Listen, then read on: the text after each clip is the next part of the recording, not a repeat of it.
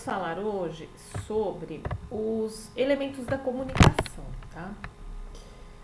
A comunicação está associada à linguagem e interação, de forma que representa a transmissão de mensagens entre um emissor e um receptor. Derivada do latim, o termo comunicação vem da palavra comunicare, que significa partilhar, participar de algo, tornar comum, sendo, portanto, um elemento essencial da interação social humana, como nós bem sabemos. Então, vamos prestar atenção nesse esquema, olhem bem. Vamos ver. Eu tenho um emissor, tá? Esse emissor é aquele que vai transmitir a mensagem, né? No caso, vamos dar o exemplo aqui da professora, não é? Que está transmitindo a mensagem para vocês através desta videoaula, né? Vocês são os receptores, estão recebendo essa mensagem através de um canal internet, né, tecnologia, por um determinado código que é a nossa língua portuguesa. Então vamos lá, vamos definir melhor o que significa o emissor. O emissor, chamado também de locutor ou falante, o emissor é aquele que emite a mensagem para um ou mais receptores, por exemplo, uma pessoa, um grupo de indivíduos, uma empresa, dentre outros. Tá? O receptor, denominado de interlocutor ou ouvinte. O receptor é quem recebe a mensagem emitida pelo emissor. A mensagem é o objeto utilizado na comunicação, de forma que representa o conteúdo, o conjunto de informações transmitidas pelo locutor. Muito bem. O código, ele representa o conjunto de signos que serão utilizados na mensagem. O canal de comunicação, não é? Por onde vai a comunicação, corresponde ao local, meio onde a mensagem será transmitida, por exemplo, jornal, um livro, revista, televisão, telefone, dentre outros, né? Internet e tudo, computador, celular. O contexto, falamos do canal, agora o contexto. Também chamado de referente, trata-se da situação comunicativa em que estão inseridos o emissor e o receptor. Então, isso é muito importante, pessoal. Quando eu preparo as aulas de literatura para vocês, eu sempre falo que o contexto é muito importante, porque do contexto vai depender o quê? As obras, as ideias da época e até mesmo a maneira de falar, tá? Ruído na comunicação. Ele ocorre quando a mensagem não é decodificada de forma correta pelo interlocutor. Por exemplo, o código utilizado pelo locutor, desconhecido pelo interlocutor, barulho do local, voz baixa, dentre outros. Então, aqui, por exemplo, né, se eu começar a mexer muito aqui, tal, isso representa um ruído na comunicação, ou seja, é tudo que atrapalha o bom entendimento do meu receptor, tá? Fique atento. A comunicação somente será efetivada se o receptor decodificar a mensagem transmitida pelo emissor. É lógico, né? Então, se eu ficar aqui falando, e vocês ficarem, por exemplo, ouvindo música, distraídos, ou mesmo se tiver um barulho, vocês vão perder alguma frase, aí o entendimento não vai ser 100%, tá? Em outras palavras, a comunicação ocorre a partir do momento em que o interlocutor atinge o entendimento da mensagem transmitida, né? E vocês podem perceber que todo emissor, ao emitir uma mensagem, ele se esforça para que ela seja compreendida, né? Então, isso é próprio, né, da comunicação. Nós fazemos isso instintivamente. Então, eu estou aqui tentando me fazer entender. Às vezes eu gesticulo, né? A maneira de gesticular também ajuda, não é, o bom entendimento. Mas isso é bem implícito, mas pensem nisso. Nesse caso, podemos pensar em duas pessoas de países diferentes e que não conhecem a língua utilizada por elas, russo e mandarim, por exemplo, né? Sendo assim, o código utilizado por elas é desconhecido e, portanto, a mensagem não será inteligível para ambas, impossibilitando o processo comunicacional, né? Então, uma das maiores barreiras, depois do ruído, é a própria língua, né, gente?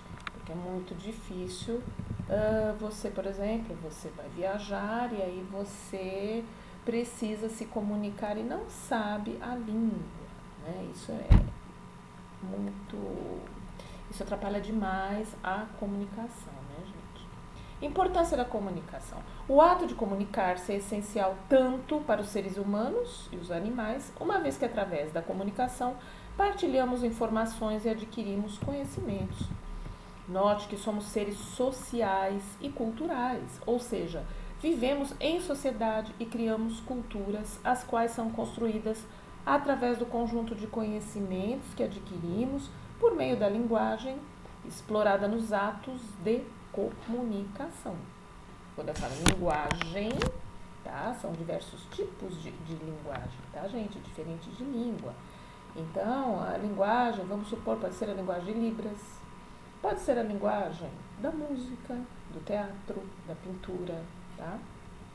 Quando pensamos nos seres humanos e nos animais, fica claro que algo essencial nos distingue deles, a linguagem verbal.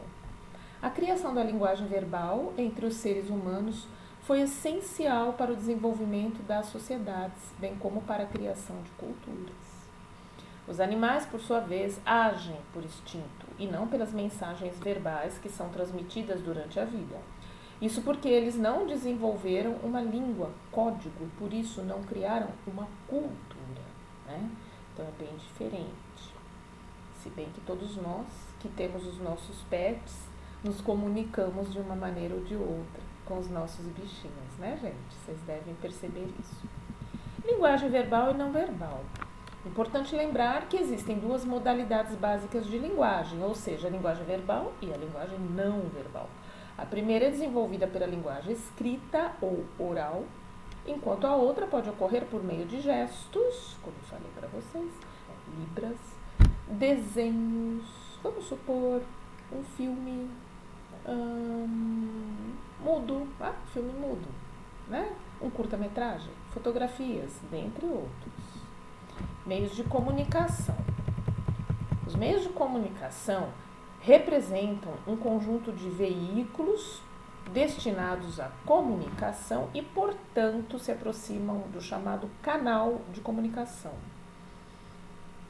Eles são classificados em dois tipos, individual ou de massa, comunicação social.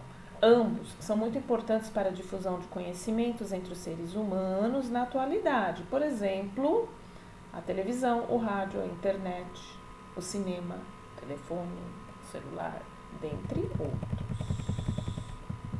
Nós bem conhecemos. Tipos de comunicação. De acordo com a mensagem transmitida, a comunicação é classificada de duas maneiras. A comunicação verbal, como falamos anteriormente, uso da palavra, da linguagem oral escrita, e a não verbal, tá? Que não utiliza a palavra, não é? Mas utiliza a comunicação corporal, gestual, de sinais, entre outras. Então, agora nós vamos para as funções da linguagem, tá, pessoal? Os elementos presentes na comunicação estão intimamente relacionados com as funções da linguagem, ou seja, para que serve a linguagem naquele contexto e momento da comunicação.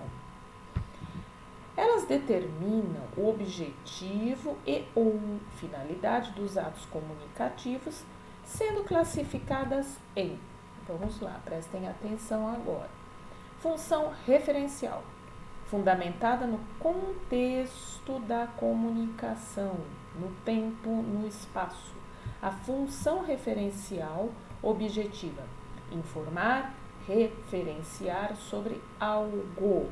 Então, podemos sim falar que eu estou me utilizando da função referencial para que vocês compreendam o conteúdo da mensagem, certo, gente? Então, é um tipo de linguagem objetiva, certeira, sem rodeios. A função emotiva, diferente, relacionada com o emissor da mensagem. A linguagem emotiva apresentada em primeira pessoa, o objetivo é transmitir emoções, sentimentos, como por exemplo um poema, não é? Um poema emotivo, romântico, sentimental. Geralmente ele é escrito em primeira pessoa, né? Então, os poemas da Cecília Meirelles, maravilhosos, né? Eu não tinha esse rosto, eu não tinha estas mãos, né? Então, seria a função emotiva, ou seja, para que serve um poema romântico? Para emocionar, né? Para gerar um sentimento no seu receptor. Função poética. A função poética, ela é associada à mensagem da comunicação. A linguagem poética objetiva preocupa-se com a escolha das palavras para transmitir emoções. É diferente da emotiva, tá, gente? A poética, ela vai mexer com o código, ou seja, vamos supor, um poema rimado, né? Um poema com palavras, com neologismos, né? As letras do Caetano Veloso, por exemplo, cheias de neologismos, né? Palavras novas, palavras inventadas, né? Tem até uma música dele que se chama Outras Palavras, né? Muito interessante. Então, a função poética, né? É a linguagem literária, um Guimarães Rosa, por exemplo, né? Que tem todo um contexto e uma linguagem só dele, né? Função conativa. A função conativa ela é relacionada com o receptor da comunicação, tá? Então, ela, na verdade, conatum quer dizer convencer. Ela vai tentar convencer o seu locutor de algo, né? Então, ela é muito utilizada na publicidade. E vamos supor, compre, use, adquira, né? Relacionada com o contato, relacionada com o receptor da comunicação, a linguagem conativa apresentada em segunda ou terceira pessoa, objetiva, sobretudo, persuadir o locutor, tá, gente? Então, aí, como grande exemplo, é a função da propaganda, da publicidade. Acima, que eu acabei pulando, a função fática.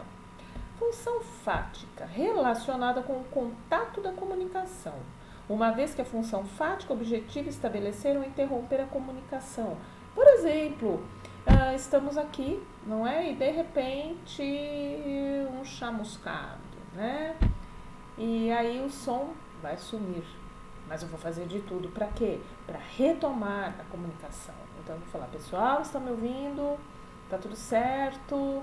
Né? Se fosse uma live, por exemplo, né? Então a função fática serve para isso, para restabelecer a comunicação, tá? E por fim, a função metalinguística. Bom, a função metalinguística é a mais complicadinha de se entender, mas vamos por partes, tá? Relacionada ao código da comunicação, uma vez que a função metalinguística objetiva explicar o código, a linguagem, através dele mesmo. Então, assim, é quando, por exemplo, um poeta, ele vai falar nos seus poemas sobre a arte de fazer poesia. Então, é uma autorreferenciação. A função metalinguística é algo falando sobre ele mesmo, tá? Então, existem muitos exemplos. Existem filmes metalinguísticos, né? O filme que fala sobre a arte de fazer o filme, né? E assim por diante. Depois eu vou selecionar para vocês um exemplo de cada função e envio para vocês, tá bom, pessoal? Então, qualquer dúvida já sabem, né? É só postar no chat. Então, releiam esse material e até a próxima aula. Tchau, pessoal!